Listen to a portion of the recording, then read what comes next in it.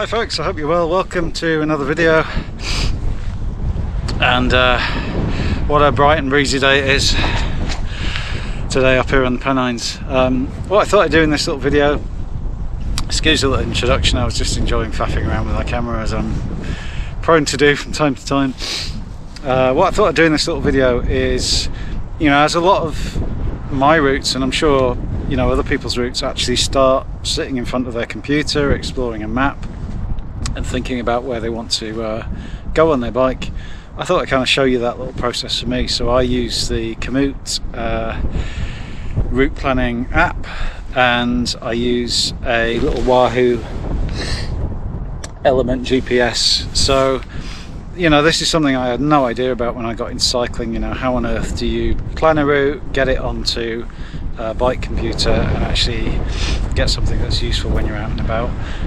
Like many cyclists, I'm sure I've gone through a bit of a journey from using sort of maps and carrying paper maps, pages of paper maps, to using my phone, to using various different route planning applications. So just thought I'd show you what I do and how a bike ride often starts sat at home in the warm and dry, which I'm quite jealous about at the moment, planning the route that you're going to take, and just how do you get that onto your bike, and then how do you get out the door. So we'll do a little by the magic of YouTube, cut away to earlier this morning when I was thinking about the route I was going to take today.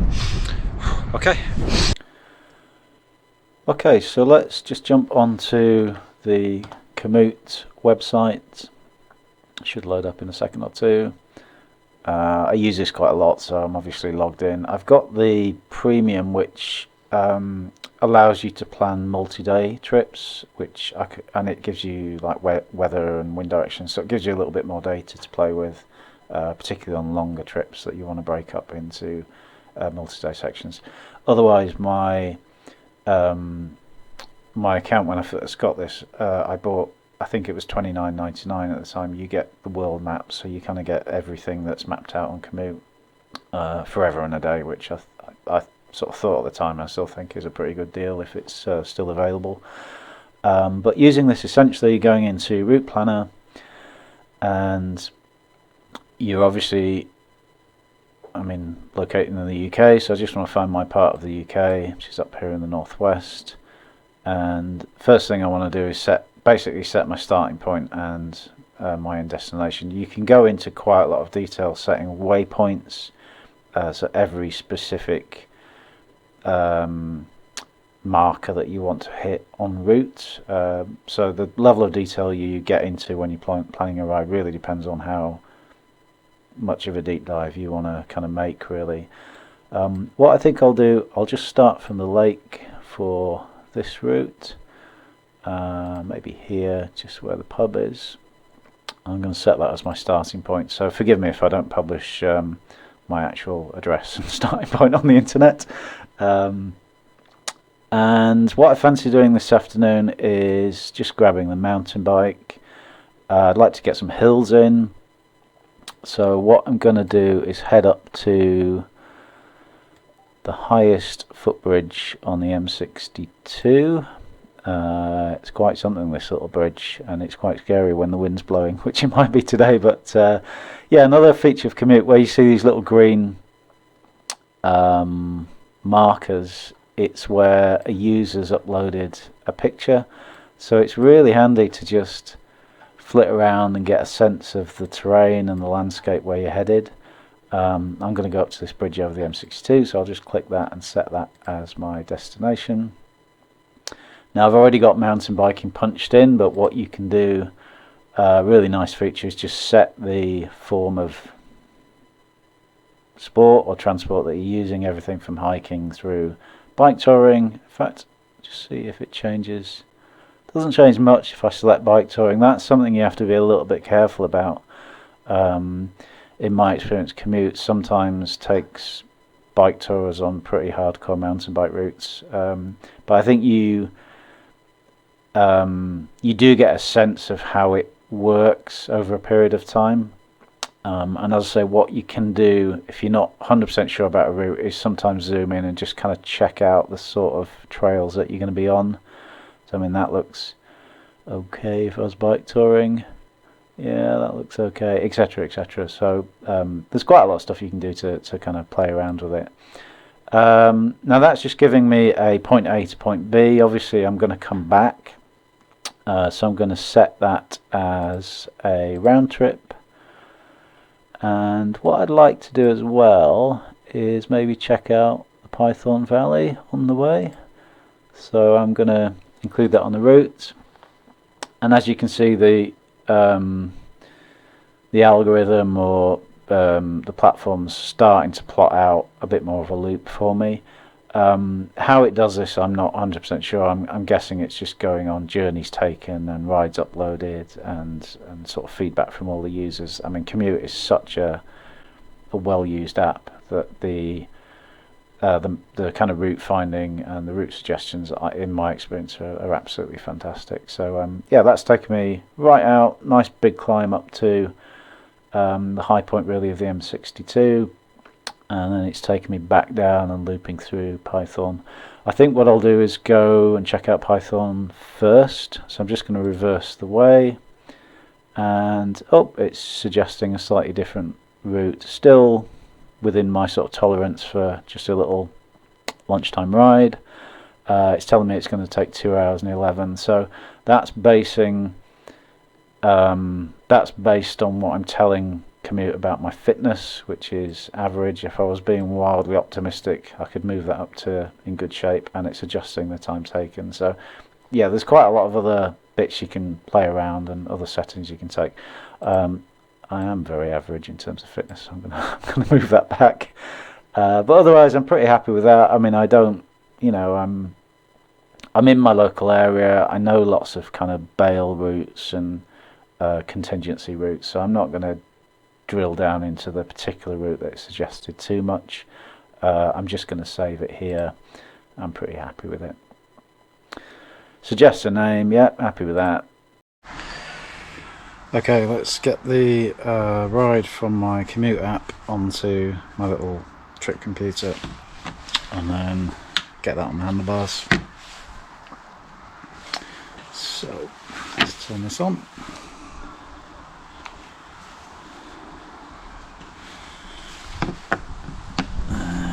I need to record my screen, don't I? Let's have a look. Screen recorder. Should be able to see what I'm doing now. So let's get to Element. So basically I'm going into the application for my little GPS, and as I showed you previously, that's linked to my Komoot account. So what it will do is just find the GPS. Sometimes I need to knock the Bluetooth on and off. I'll just do that quickly.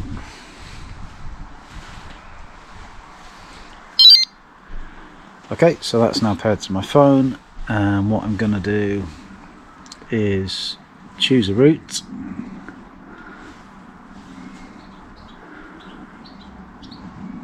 And the first thing that's showing is what I just planned on my PC, so I don't know if you can see that. So I'm just going to select that here, brings the route up, select the route, and then it's just going to load it onto my GPS. So that's loaded up, and that can go on the handlebars. It's impossible to film and do this at the same time. Okay, that's ready to go, and I can now just put my phone away.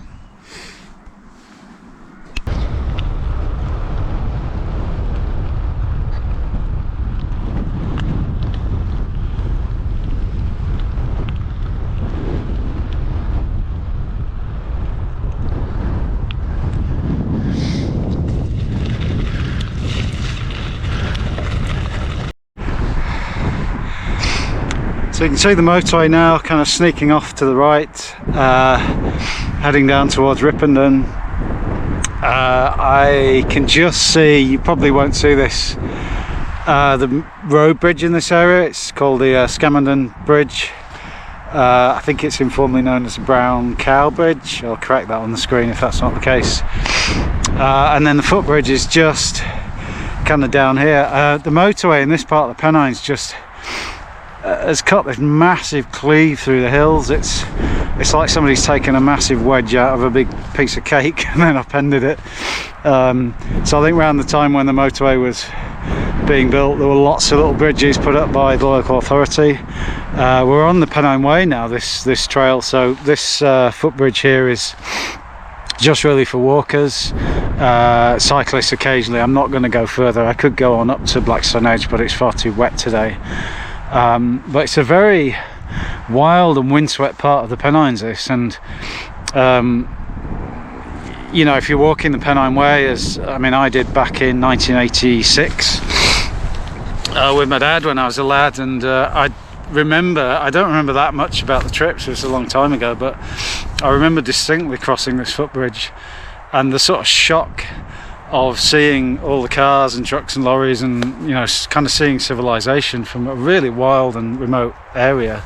And you kind of hear it way before you see it, and the kind of rush of the car sounds a bit like a waterfall, so you're almost looking out for some kind of, you know, waterfall feature, and then you spot the motorway, and it's it was at the time very kind of disorienting going across it. There's kind of two occasions I remember on that trip that were very, very odd, and one was crossing this bridge and the other was right at the end when we got to Kirkyetton and we got a National Express coach back home, and like sitting down on the coach after 2 weeks of just fell walking every day, and then it's starting to move, you know, we were moving but not under our own steam, you know, not under our own legs. That was really weird as well, as I seem to recall. But yeah, let's head down to the Pennine footbridge and check it out. It's not too windy today, but I know this thing's built to withstand the kind of crazy winds that you get up here. I think it's built to withstand winds of well over 100 miles an hour. You would think that means it looks quite sturdy, but it really doesn't. I know a lot of people in the local area don't particularly like crossing this, but yeah, let's go and check it out.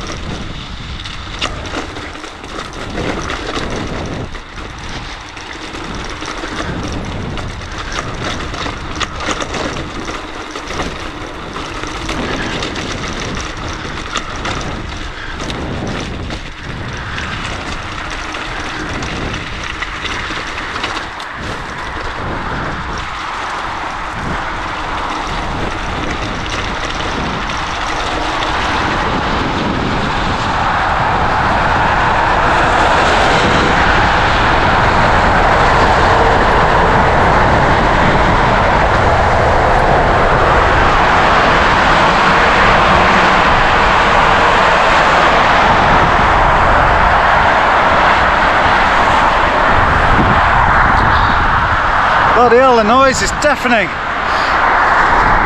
Oh man.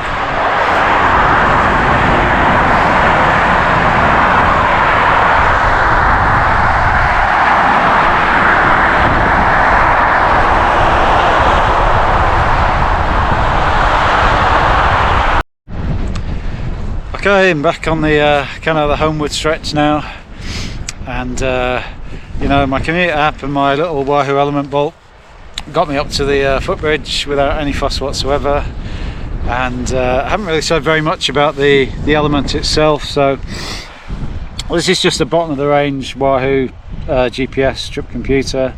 It does everything that I need you know, a device to do. You can get much more fancy snazzy devices with bigger screens, colour screens, you know, more features. You can load up Strava segments and all sorts of stuff onto them, but for me this is just everything that I need. It's got 3 basic screens, so I'm actually on the elevation screen at the moment, very much enjoying the fact that it's pretty much downhill all the way home, and it's got some quite nice stats, so you know, how many feet I've ascended, how many feet I've descended, what my elevation is. It's got a temperature gauge on there as well. You can configure all this on your kind of the phone version of the app. You know, you can set imperial or metric, or you know, all that sort of stuff. The other page that it's a bit hard to show when you stopped, but it's just your kind of trail of breadcrumbs map.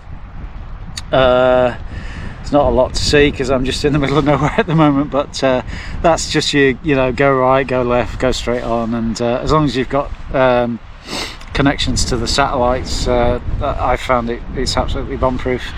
And then the other page just gives you a whole load of different kind of stats. Again, you can figure how much and how little you want to display. You can zoom up, so I'll sometimes just zoom to how fast I'm going and how many miles I've covered. You can see today it's an off-road ride, not going far, but just been fantastic to get out.